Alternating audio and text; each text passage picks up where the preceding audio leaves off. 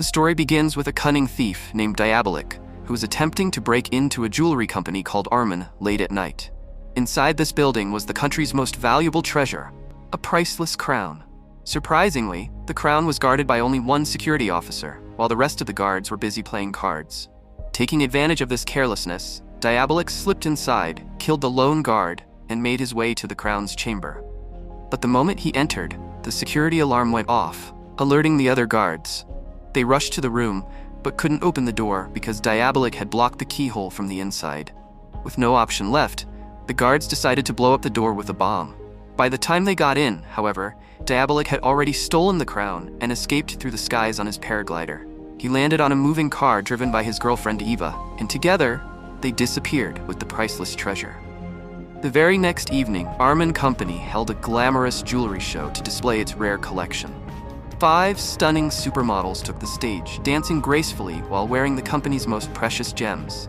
The jewels were so mesmerizing that everyone in the audience longed to own them. To prevent another theft, police officers were stationed all around the hall. But just before the performance ended, the entire place went dark. A guard quickly ordered the models to be escorted to a safe room so no one could steal the jewels under the cover of darkness. However, this so-called safe room turned out to be the back of a truck. The officer who locked the girls inside was none other than Diabolik himself, disguised in a policeman's mask. Driving the truck away, he stripped the models of their jewelry and abandoned them on a deserted road. The 5 girls, shaken but determined, walked to a nearby restaurant for help. There, a boy tried to harass them, but one of the girls twisted his hand and put him in his place. That's when it was revealed. These weren't ordinary dancers, but undercover agents sent to catch Diabolik. Their leader, Agent Burov, called Officer Ginko from the restaurant's phone to update him. Ginko, who had spent half his life chasing Diabolik, finally had a lead. Burov explained that their plan had worked. Diabolik had taken the bait. They had secretly hidden GPS trackers inside the jewelry, allowing them to trace him straight to his hideout. Meanwhile, Diabolik and Eva returned to their secret lair built inside a massive mountain. Unaware of the trap, they laid out all their stolen treasures and celebrated their success. With so much wealth, Eva suggested they take a break and go on a trip.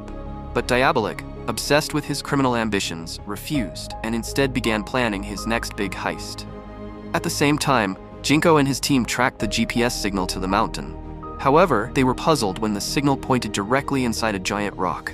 Inspecting it closely, Ginko ordered dynamite to be placed. The blast revealed a hidden tunnel leading straight into Diabolik's underground base.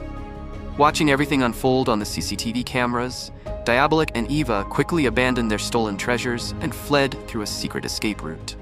When Ginko and his team stormed into the lair, they found nothing but piles of loot. The thieves had already vanished. Soon, Ginko noticed the escape path and began chasing them. While running, Eva's foot got trapped between the rocks, and she desperately called out for help. But seeing Ginko closing in, Diabolik betrayed her, leaving her behind to save himself. Heartbroken, Eva struggled to free herself. By the time she managed to pull her leg out, Ginko was almost upon her. With no other choice, she leapt from a cliff into the raging river below, vanishing from sight. In this way, both Diabolik and Eva slipped from Jinko's grasp once again. Back at the hideout, Jinko's team uncovered mountains of treasures: gold bars, priceless paintings, jewelry, and more. Among these riches, Ginko found a map pointing to an old building on the city's outskirts, likely another one of Diabolik's secret bases. Without wasting time, the team rushed there and began searching.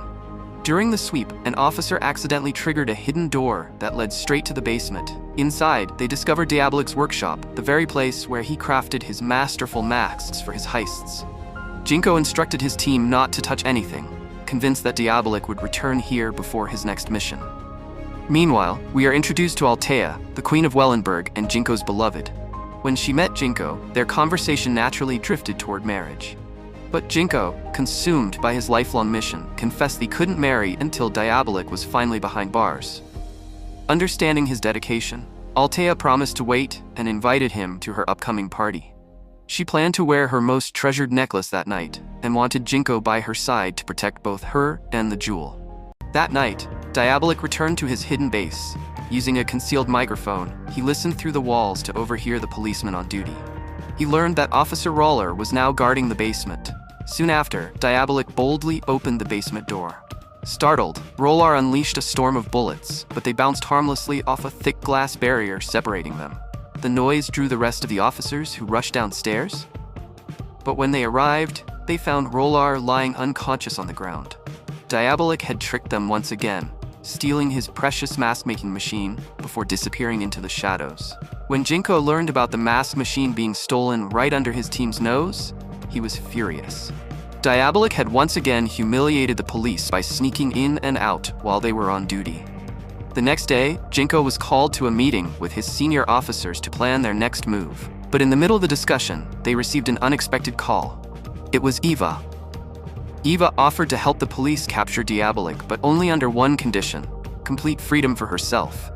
She demanded that all charges against her be dropped and that she be safely sent to another country. She gave them 30 minutes to decide before hanging up. Ginko's superiors saw this as a golden opportunity and urged him to agree, insisting that catching Diabolik was more important than anything else. But Ginko strongly opposed the idea.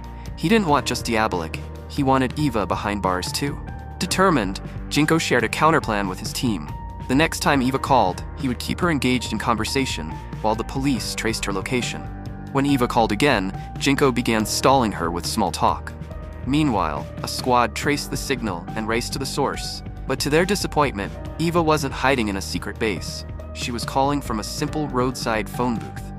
Spotting the police closing in, Eva made a daring escape through a hidden tunnel nearby, slipping out of their grasp once more.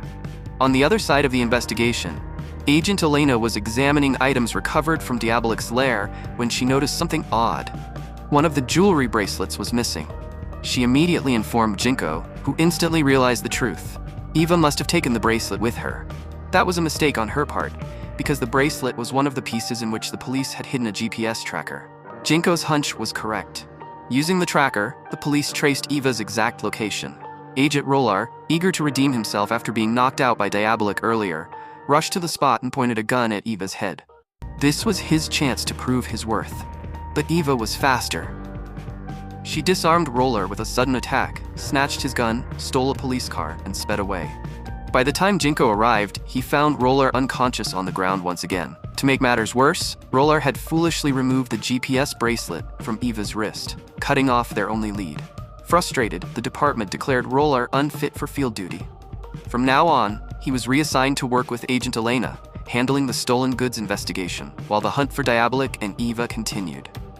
Ginko's senior officers were furious with him for defying orders and gave him a final warning. If he violated instructions again, he would be removed from the case. With no other choice, Ginko decided to capture both Diabolik and Eva together. To coordinate secretly, he sent a coded message to Eva through the newspaper.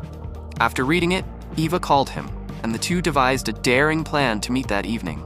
Eva explained that Diabolik would stop at nothing to reclaim his stolen treasures. To trap him, they would spread word, through undercover channels, that the police were moving all the stolen goods to a secure location. Meanwhile, a bulletproof truck would be used as a decoy, making Diabolik believe that all the loot was inside.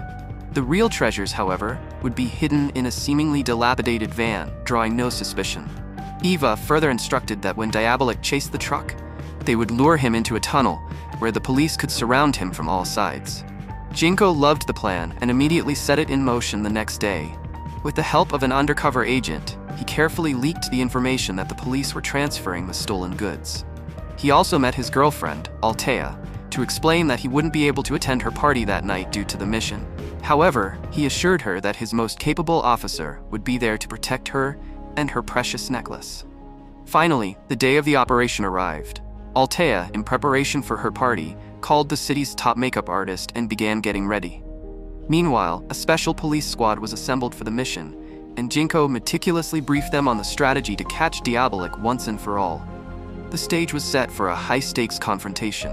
As the mission began, the commanding officer asked who would drive the rickety van carrying the real stolen goods. Roller eagerly volunteered, determined to redeem himself and correct his past mistakes. Despite Agent Elena's repeated attempts to stop him, Roller insisted on taking charge. The real treasures were loaded into the simple van, and the team was ready. At the same time, the heavily guarded bulletproof truck carrying the decoy loot was sent on its route. Roller drove the van with the actual goods in the opposite direction, setting the stage for the trap. As the police convoy reached the tunnel, its exit was suddenly blocked and thick smoke filled the air. Amidst the chaos, a mysterious figure appeared, causing the officers to raise their guns, only to discover it was a wax statue. Meanwhile, at the party, Altea realized her priceless necklace had gone missing, stolen without a trace. Rolar, however, had altered his route, driving through a deserted forest road. There, he encountered Eva, and it was revealed that she had stolen Altea's necklace by disguising herself as her makeup artist. In a shocking twist, Rolar removed his mask, revealing that he was actually Diabolik in disguise. A flashback revealed the genius behind this plan. When Diabolik had seemingly abandoned Eva during their earlier chase, it was all a ruse to fool Ginko and make him trust her words. Eva had escaped through a secret passage after jumping into the river, just as Diabolik had intended.